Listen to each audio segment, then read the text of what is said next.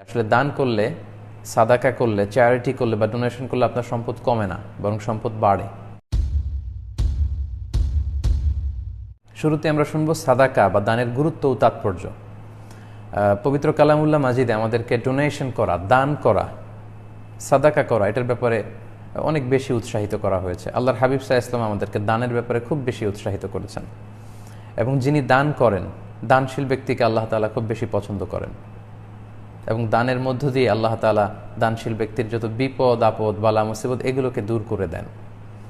এজন্য কালামুল্লাহ মাজিদে সূরাতুল বাকারার 280 নম্বর আয়াতে আল্লাহ তাআলা ইরশাদ করছেন, ওয়া আন তাসাদ্দাকু খায়রুল লাকুম ইন কুনতুম তা'লামুন, তোমরা সাদাকা করো বা দান করো, এটা তোমাদের জন্য কল্যাণকর যদি তোমরা বুঝতে। তো যিনি দান করেন তিনি আল্লাহ তাআলার কাছে অত্যন্ত প্রিয় একজন ব্যক্তি, এবং দানশীল ব্যক্তির এই দানের মধ্য দিয়ে এটা প্রমাণিত হয় যে সে ব্যক্তি অন্যের ব্যথায় ব্যথিত হন, অন্যের কষ্টে তিনি কষ্ট পান, ফলে তিনি অন্যকে সাহায্য করতে চান, সাপোর্ট করতে চান, সাহায্যের হাত তিনি বাড়িয়ে দিতে চান। তো এজন্য দানশীল ব্যক্তিকে আল্লাহ তাআলা অত্যন্ত বেশি পছন্দ করেন। আমরা অনেক সময় মনে করি আমরা যদি ডোনেট করে দিই টাকা বা দান করে দিই তাহলে তো আমার টাকা কমে গেল, কিন্তু এটা ইসলামী দৃষ্টিভঙ্গির একেবারে বিরোধী। আসলে দান করলে, সাদাকা করলে, চ্যারিটি করলে বা ডোনেশন করলে আপনার সম্পদ কমে না, বরং সম্পদ বাড়ে। এতে আল্লাহ বারাকা দিয়ে থাকেন। যারা আমরা বারাকায় বিশ্বাসী তারা আমরা এটা বিশ্বাস করি, আমরা যদি দান করি এতে আমার সম্পদ কমবে না, বরং আল্লাহ তাআলা আমার সম্পদে অনেক বারাকা দিবেন। এরকম প্রায় শোনা যায় যে কোটি টাকা প্রতি মাসে ইনকাম করে, কিন্তু তার ফ্যামিলি মেম্বার্সদের এমন কিছু দুরারোগ্য ব্যাধি আল্লাহ তাআলা দিয়ে দিয়েছেন যেগুলোর কারণে প্রতি মাসে 50 লক্ষ টাকা, 60 লক্ষ টাকা একটা হসপিটাল বিল পরিশোধ করতে তার ব্যয় হয়ে যায়, এবং মাস শেষে কিছুই থাকে না, বরং সে ঋণের বোঝায় জর্জরিত।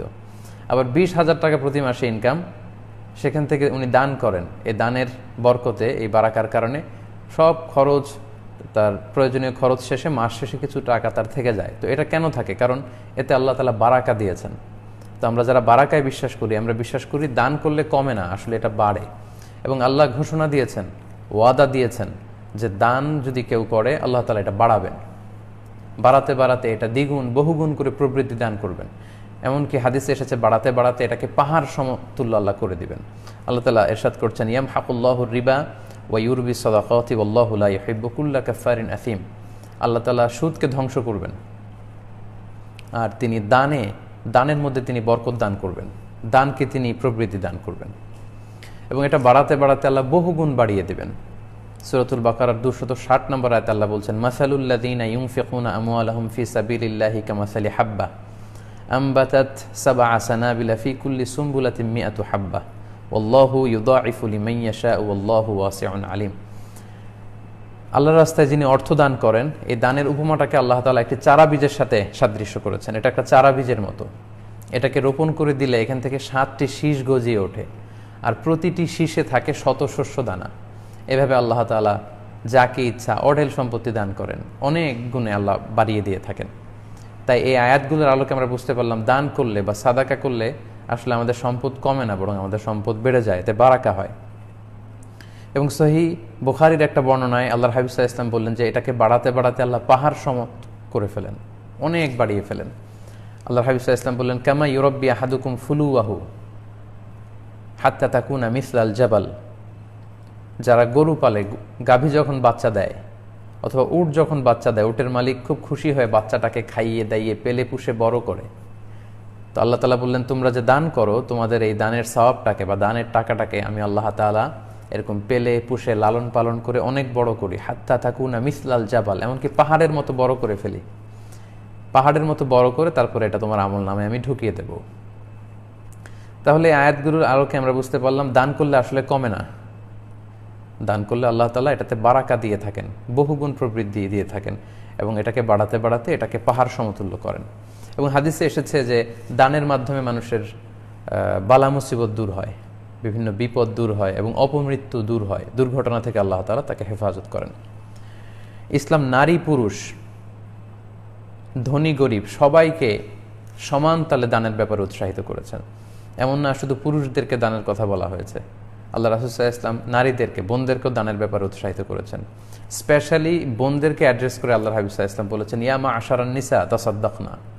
নারীদের পাশ দিয়ে, নারীদের এক দলের পাশ দিয়ে আল্লাহর হাবিব সাল্লাল্লাহু আলাইহি ওয়াসাল্লাম হেঁটে যাচ্ছিলেন, তখন আল্লাহ রাসূল সাল্লাল্লাহু আলাইহি ওয়াসাল্লাম বললেন, ইয়ামা আশারান নিসা, ওহে নারীরা, তাসাদ্দাকনা, তোমরাও দান করো, কেননা এই দানের ভেতরে বারাকা রয়েছে। পাশাপাশি মদিনাতে যে সমস্ত সাহাবারা খুব গরিব ছিলেন, অসহায় ছিলেন, তোর মধ্যে অন্যতম একজন সাহাবী হচ্ছেন বেলাল রাদিয়াল্লাহু তাআলা আনহু।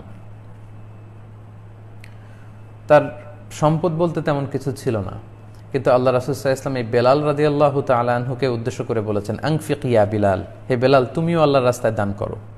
মুসনাদে আহমদ ইবনে হাম্বলের হাদিস, আনফিক ইয়া বিলাল ওয়ালা তাখশা মিন যিল আরশি ইকলালা, বিলাল তুমি দান করো, তুমি ভেবো না যে তুমি দান করলে তোমার সম্পদ কমে যাবে, কারণ আরশের মালিকের কাছে কোনো ঘাটতি নেই, আল্লাহর দরবারে কোনো ঘাটতি নেই, তিনি অঢেল সম্পদের মালিক, সো তুমিও দান করো।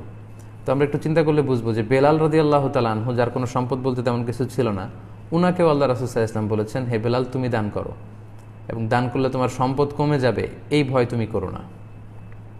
তাহলে বোঝা গেল নারী পুরুষ নির্বিশেষে, ধনী গরিব নির্বিশেষে সবাইকে ইসলাম দানের ব্যাপারে উদ্বুদ্ধ করেছেন, এবং ইসলাম আমাদেরকে জানিয়েছে যে দান করলে সম্পদ কমে না, বরং সম্পদ বেড়ে যায়।